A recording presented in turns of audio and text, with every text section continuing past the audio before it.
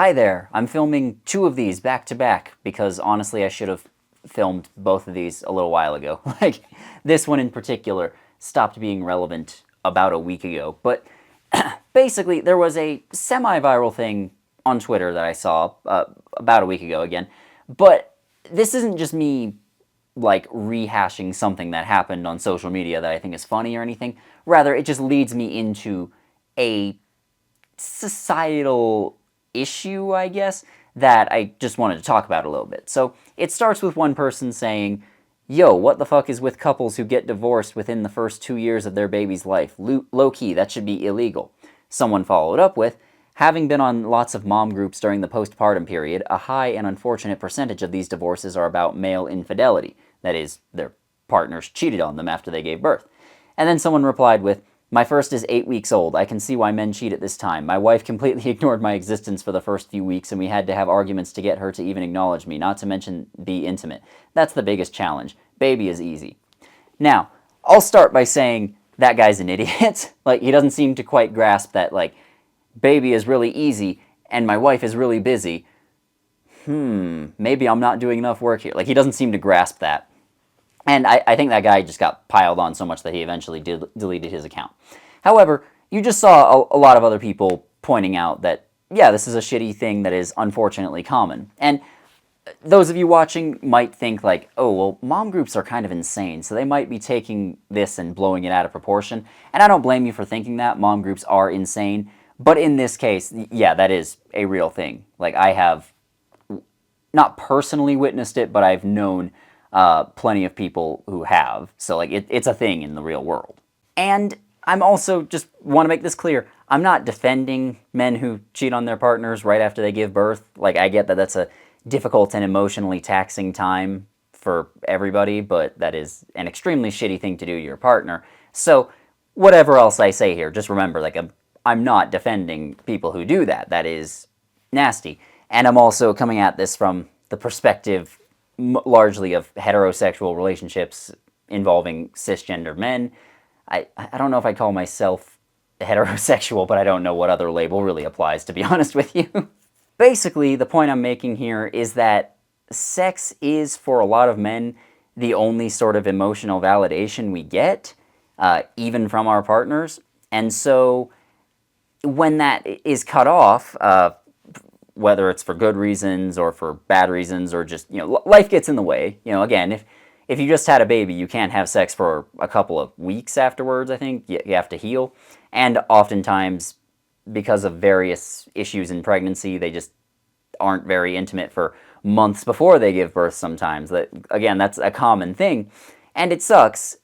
But again, it's not the end of the world.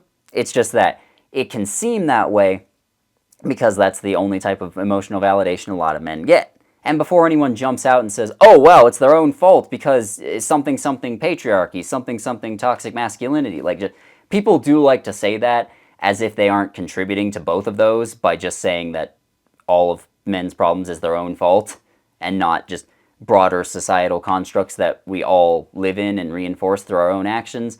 A lot of people like doing that, but like, this is, and again, I'm not defending men who cheat on their partners here, and I'm not saying like their wives or girlfriends owe them sex. That's not at all what I'm saying. I'm just saying that if you're not going to do that, they do still need to get emotional validation in other ways. And the exact manner of this changes depending on individuals and changes depending on every relationship. It's going to be different for everybody, but it could be as simple as just spending time together and making it known that you care about each other and that you value them and that value their company and everything.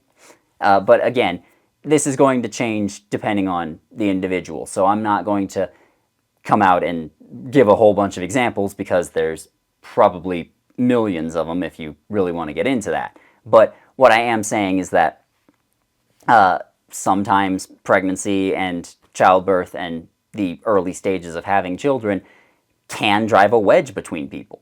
And when men don't feel like they're getting their emotional needs met, sometimes they cheat. And that's a shitty thing to do, but that is why it happens. Like, I think for women watching this, I think the equivalent would be like women who cheat because like the romance is dead, you know, saying things like, "Oh, he never buys me flowers. When's the last time we went apple picking together?" You know, things like that. And so that's why they cheat on their partners. And again, I'm not defending that. That's a shitty thing to do, but that's like the excuse that they use. That's the reason they use. And people act like that's somehow different when fundamentally it's just not. They are not getting emotional validation from their partner within their relationship, so they are seeking it outside the relationship. And that's just an unpleasant thing that you shouldn't do to people. And a lot of the people who were making fun of the original poster that I started this video off with, like, a lot of people were kind of missing that point. You know, and again, I'm not gonna go to bat for him or anyone else like him too hard.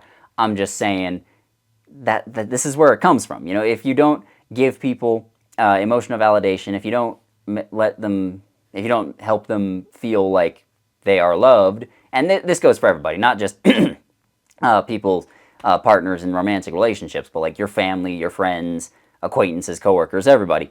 Like, if you don't make them feel like they matter and that people care about them, they're going to have to seek out other ways of feeling that way, and that can take everyone down very unhealthy paths. Like that's how people often fall into like drug and alcohol addictions as well. But, you know, again, that's kind of a broader issue as opposed to what I'm talking about in this video. I want to stay at least a little bit more focused than the last one. So I suppose if there has to be a call to action here, it would just be to make sure that the people in your life, not just your romantic partners, but, you know, your friends, family, everyone else, just make sure that they know you care about them.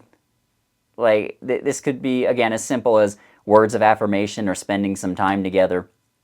But just let them know. And if, again, if you're having a baby, then make sure, whichever side of that equation you're on, make sure you and your partner still let each other know that you care and that you love each other. Because if you don't, then one or both of you will go out and get it somewhere else. And that's about all I have to say here. Have a lovely day. Goodbye.